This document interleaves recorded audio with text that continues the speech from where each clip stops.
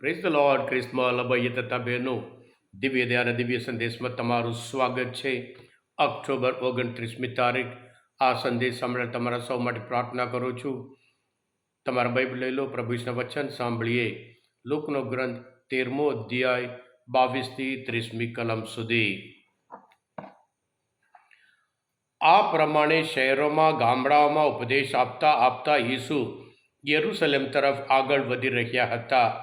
કોઈએ તેમને પૂછ્યું, ગુરુદેવ, થોડા જણનો ઉદ્ધાર થવાનો છે. તેમણે તેઓને જવાબ આપ્યો, સાંગડે દરવાજેથી દાખલ થવા માટે મન મૂકીને પ્રયત્ન કરજો. કારણ હું તમને કહું છું, ઘણા અંદર દાખલ થવા માટે ફાંફા મારશે, પણ દાખલ થવા પામશે નહીં. એક વખત ઘર ધણી ઉઠીને બારણા વાસી દે એટલે તમારે બહાર ઊભા બારણા જ કકડાવી રહેવાનું જ રહેશે કે પ્રભુ અમારે માટે બારણા ઉગાડો. પણ તે જવાબમાં તમને કહેશે, તમે ક્યાંના છો, મને ખબર નથી. ત્યારે તમે દલીલ કરશો કે અમે આપની સાથે બેસીને જમ્યા છીએ, આપે અમારા ફળિયામાં ઉપદેશ આપ્યા છે. પણ તે તેમને કહેશે, તમે ક્યાંના છો, મને ખબર નથી. અધર્મના આચરનારાઓ, તમે મારા મોં આગળથી દૂર ચાલ્યા જાઓ. આ પ્રભુની વાણી છે, તે આપણો આધાર છે. ખ્રિસ્તમાં ભાઈતા બહેનો, ગઈકાલે આપણે જેમ જોયું હતું એ જ રીતે આજે પણ આપણો નિર્ણય, આપણું ડિસિશન આપણું ભવિષ્ય બનાવે છે. સુખી થવાનું હોય આપણો નિર્ણય છે, દુઃખી થવાનું હોય આપણો નિર્ણય છે. શાશ્વત જીવન પ્રાપ્ત કરવાનું છે આપણો નિર્ણય છે, શાશ્વત સજા ભોગવવાનું છે આપણા હાથની વાત છે. એટલે પ્રભુ ઈસુ આજના શુભ સંદેશમાં એની જ વાત કરે છે. પ્રભુ ઈસુ ખ્રિસ્તમાં ભાઈ તબેનો મુસાફરી કરતા, આ મુસાફરી શબ્દ નવા કરારમાં 150 વખત આવે છે. કેટલી બધી મુસાફરી કરતા હતા એક જગ્યાએ. કામ ઈશ્વરના રાજ્યનો સંદેશ પ્રચાર કરવા, જેથી કરી લોકો વિશ્વાસ રાખે અને મુક્તિ પામે. અને એમાં ખાસ કરીને લુકના ગ્રંથમાં 88 વખત. એટલે આજના શુભ સંદેશમાં વાંચતા વાંચતા આપણે લાગે પ્રભુ ઈસુ કેટલા ઉત્સાહથી, કેટલા ઝડપથી એ ગામડામાં શહેરોમાં ઉપદેશ આપતા આપતા ઈસુ યરૂશલેમ તરફ આગળ વધી રહ્યા હતા. એટલે એમની ઈચ્છા સૌ કોઈ મુક્તિ પામે. તિમોથીના ધર્મસભ્યતા પહેલા પત્રમાં 2 અધ્યાયમાં 4 કલમમાં પૌલ બહુ સ્પષ્ટ રીતે કહે છે, પ્રભુની ઈચ્છા છે કે સૌ કોઈ મુક્તિ પામે અને સૌ કોઈ સંપૂર્ણ જ્ઞાન પ્રાપ્ત કરે. કદાચ કોઈએ પૂછ્યું હશે, પ્રભુ ઈસુ માનવજાતની મુક્તિ માટે આ પૃથ્વી પર આવ્યા હતા, ઇઝરાયેલ લોકોને પસંદ કર્યા હતા, પણ ઇઝરાયેલ લોકો એમના ઉપર વિશ્વાસ રાખવા તૈયાર નથી. એટલે એ લોકો પૂછે છે, તારણ પામવાનો કે મુક્તિ, ગુરુદેવ થોડા જણનો ઉદ્ધાર થવાનું છે, મુક્તિ પામનાર થોડા છે, એમ કરીને પૂછે છે. એટલે પ્રભુ કહે છે કે તમારે મન મૂકીને પ્રયત્ન કરવાનું છે. હા ક્રિસ્માલ ભાઈ હતા બહેનો, દરેક બાબત માટે 2 માર્ગ છે.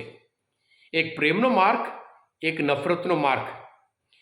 એક અહિંસાનો માર્ગ, એક હિંસાનો માર્ગ. એ સમાનો માર્ગ અને બીજો બદલો લેવાનો માર્ગ. એક માનવતાનો, માણસાઈનો માર્ગ અને પછી સ્વાર્થનો માર્ગ. એટલે આવી રીતે જીવનમાં હંમેશા 2 માર્ગ હોય. આપણે જોવાનું છે કયો માર્ગ આપણે પસંદ કરવો. જે માર્ગ આપણે પસંદ કરીએ છીએ એ જ પછી ફાઇનલ આપણે એ જ પ્રાપ્ત કરવાનું છે.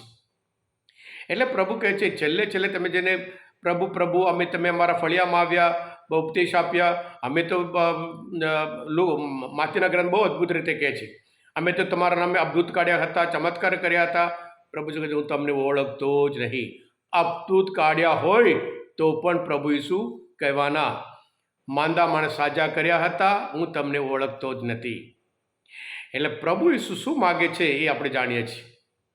પ્રભુ ઈસુ જેમ યુહાના ગ્રંથમાં 3 અધ્યાયમાં 16મી કલમમાં કે એટલા ઈશ્વરને માનવજાત ઉપર એટલો બધો પ્રેમ હતો કે પૃથ્વી પર પ્રભુ ઈસુને મોકલે, જે પ્રભુ પર વિશ્વાસ રાખે તે શાશ્વત જીવન પ્રાપ્ત કરે. પ્રભુ ઈસુ એટલા માટે આવ્યા નહીં કે માનવ જાતિને સજા કરવા માટે. પ્રભુની ઈચ્છા છે સૌ કોઈ મુક્તિ પામે, એ જ પ્રભુની ઈચ્છા છે. એટલે પ્રભુ કહે છે, હું જ માર્ગ છું, હું જ સત્ય છું અને હું જ જીવન છું. પ્રભુનો માર્ગ એ પ્રેમનો માર્ગ છે. પણ જે નફરતનો માર્ગ અપનાવતા હોય, જે હંમેશા બીજા તરફ ગુસ્સો રાખતા હોય, જે હંમેશા બીજા પ્રત્યે નફરત રાખતા હોય, બીજાને બદલો લેવાનું હોય, બીજાનું નામ બરબાદ કરવાનું હોય, તો પછી જે માર્ગ આપણે પસંદ કરીએ એ આપણે પહોંચાડવાનું છે.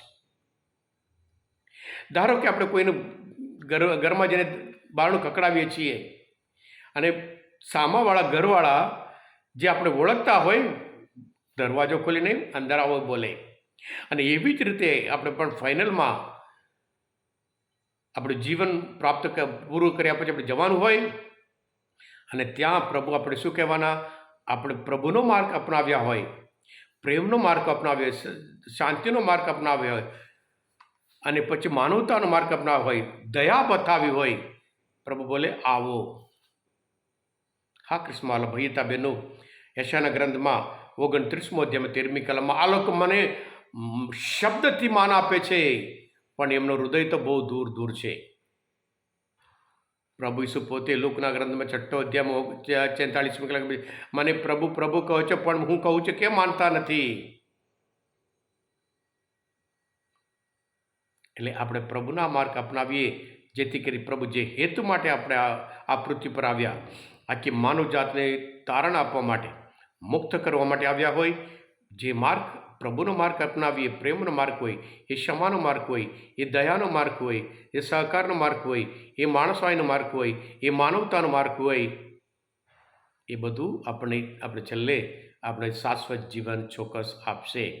હા કૃષ્ણવાલા ભૈયતા બહેનો, આજના મન શાસ્ત્ર પાઠ સમજવા માટે, પ્રભુ ઈશ્વરને ઓળખવા માટે બધું તરફ થયા હોય, તમે પોતે દિવ્ય દયા અને દિવ્ય સંદેશ સબસ્ક્રાઈબ કરજો અને બીજા માટે પણ ફોરવર્ડ કરજો. કારણ તમે બધા આશીર્વાદિત છો, અભિષિક્ત છો. પ્રભુ ઈસુ, હું તમારામાં વિશ્વાસ રાખું છું. બોલો દિવ્ય દયાનો જય. God bless you all. Have a nice day.